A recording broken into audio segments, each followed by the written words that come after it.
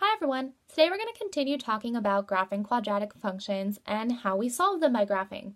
So our objective for today is that students will be able to solve quadratic equations by graphing. Let's get started.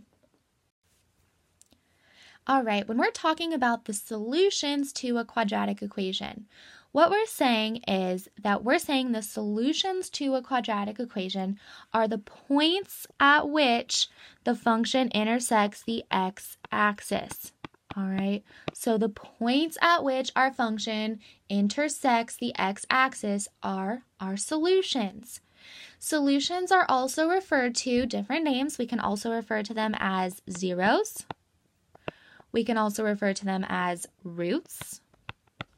And we can also refer to them as x-intercepts. Alright, these are all just different names for the same thing. Where does our graph cross the x-axis? Those are our solutions to a quadratic equation. Now, there are three different scenarios that can occur when dealing with the graphs of quadratic functions. If a graph looks like this, alright, then it has two solutions. It crosses the x-axis right here and right here. Alright, so if our quadratic graph looks like this, we have two solutions. Now, if our graph looks like this, where it only touches the x-axis once, alright, the vertex is just on the x-axis. Alright, I drew that horribly, but you guys get the idea. Let me try drawing that one more time. Alright, so if it crosses the x-axis, the vertex is on the x-axis, and it goes up like that or down, then that is one solution. And then we can have a graph that looks like this, where our vertex is either below or above the x-axis, and that would be no solution. So if it looked like that, or if it looked like that, that would be no real solutions. All right, so these are the three different types of graphs you can see, and you can either have two solutions, one solution, or no real solutions. All right, so what we want to do is we want to find the solutions to each quadratic equation by graphing. So we're going to take what we learned last time, finding the axis of symmetry, finding our vertex, making a table, graphing, and then where it crosses the x-axis would be our solutions. So let's start by finding our axis of symmetry. So we know that x equals negative b over 2a is how we find our axis of symmetry. So we know x equals negative b would be 2 over 2 times 1. So x equals negative 2 over 2. X equals negative 1. All right, now we want to find our vertex. So we continue to find y. We would say y equals negative 1 squared plus 2 times negative 1 minus 3. So y equals positive 1 minus 2 minus 3. Therefore, y equals negative 4. All right, so we can easily identify our vertex is going to be negative 1, negative 4. Our axis of symmetry is going to be x equals negative 1. Now we want to take this information and we want to make a table to help us find all of our points. All right, so if we got x and y, we want to make a table. We know, let's see, I'm going to need some more space here. Let's make our table. I'll zoom in a little bit. Now, our vertex is going to go in the middle. We've got negative 1, negative 4. Let's pick two numbers smaller. So let's pick negative 2 and negative 3. Two numbers bigger, 0 and 1. All right. Now, if we plug in negative 2 into our original function, we do that and we get that y equals negative 3. If we plug in negative 3 into our original function, we get 0. If we plug 0 in, we get negative 3. And if we plug 1 in, we get 0. All right, now we want to take these points and plot them. So we've got negative 3, 0, negative 2, negative 3, negative 1, negative 4, 0, negative 3, and 1, 0. All right, and if we were to keep going with this, let's say if we were to pick negative 4. If we were to plug negative 4 in, we would get positive 5. So there's another point. And if we were to plug in 2, we would also get positive 5. All right, so our graph looks like this. And the solution to our graph is where it crosses the x-axis. So where does it cross the x-axis? It crosses it right here, and it crosses it right here. So these 2 points are our solutions. So this point right here is 1, 0, and this point right here is -3, 0. So our solutions would be x equals -3 and 1. Those are our solutions to this quadratic equation. All right, so we just solved it by graphing. We graphed it, and where it crossed the x-axis are our solutions. All right, number 3, we're going to graph it. So the first thing we need to do is identify our axis of symmetry and our vertex. So start with x equals -b, which is -6, over 2a, which is 1. We simplify this and we get +6 over 2. So our axis of symmetry is x equals 3. Now to find our vertex, we want to plug x back in and solve for y. So if we're using our equation, y equals x squared minus 6x plus 8. Plug 3 in for x. So y equals 3 squared minus 6 times 3 plus 8. Y equals 9 minus 18 plus 8. 9 minus 18 gives us -9 plus 8. So y is -1. All right, so we identify that our vertex is not -1. Our vertex is 3, -1, and our axis of symmetry is x equals 3. So this is key information. Now we want to make an xy table so we can graph it. So we make an xy table, put our vertex in the middle, 3, -1, pick some numbers that are smaller, pick some numbers that are bigger.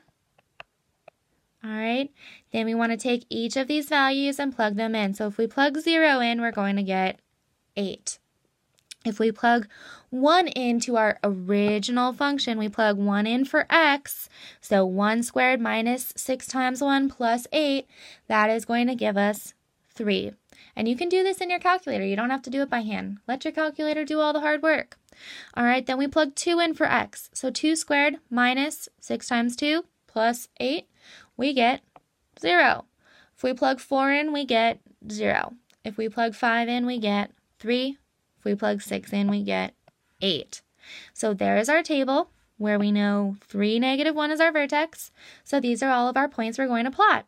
So 3, -1 gives us this point right here. That's our vertex.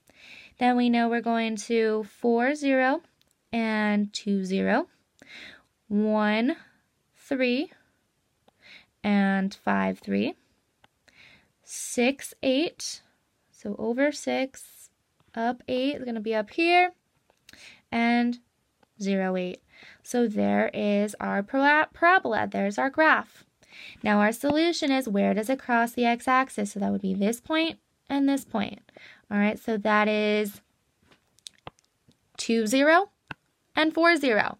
All right, so our solutions would be 2 and 4. And those are the solutions to this quadratic equation. So we solved the quadratic equation by graphing. All right, so I want you guys to try number 5 on your own. All right, solve this quadratic function by graphing. When you come back, I'll have the answer written on your screen and we'll go through it together. So go ahead and pause your video now and give this one a try.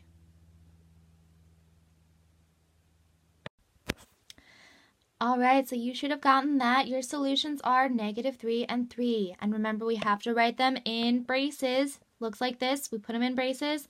This means our solution set. We have multiple answers. All right, so first we found the axis of symmetry. We know b is 0, so -b over 2a. Our axis of symmetry is x equals 0. That is the x value of our vertex, so we go back into our original quadratic equation, plug 0 in for x, and get the y value of our vertex. Place our vertex in the middle of our table, pick 3 numbers smaller, 3 numbers bigger. Then take all of these x values and plug them back in for x in our original function. When we do that, we fill in the rest of our table, plot all of our points, and where it crosses our x-axis are our solutions. So it crosses the x-axis at -3 and +3. So those are our solutions. All right, if you have any questions on this, call me over so I can help you. Otherwise, let's move on to our final example. All right, number 7, start by finding our axis of symmetry. So x equals negative b, which is 8, over 2 times a, which is negative 1. X equals negative 8 over negative 2. So our axis of symmetry is x equals 4. Then we want to go back to our original function, plug 4 in, and solve for y. So y equals negative 4 squared plus 8 times 4 minus 17. Y equals negative 16 plus 32 minus 17. Y equals 16 minus 17, so y equals negative 1. So we know that our vertex is 4, negative 1, and our axis of symmetry is going to be x equals 4. Then we want to make our xy table, put our vertex in the middle row, so 4, negative 1, pick 3 numbers smaller, 3 numbers bigger, and we want to take each of these x values and plug them back into our original function. So when we plug 1 in for x into our original function here, we get that y equals negative 10. And remember, let your calculator do the hard work. You don't need to do it by hand. Then plug 2 in for x, y is negative 5. Plug 3 in for x, you get negative 2. Plug 5 in for x, you get negative 2. Plug 6 in for x, you get negative 5. Plug 7 in for x, you get negative 10. Now we want to plot all these points. So 1, negative 10 is going to be this point right here. 2, negative 5 is going to be this point right here. 3, negative 2. 4, negative 1. 5, negative 2. 6, negative 5. And 7, negative 10. We connect all our dots. And there's what our graph looks like.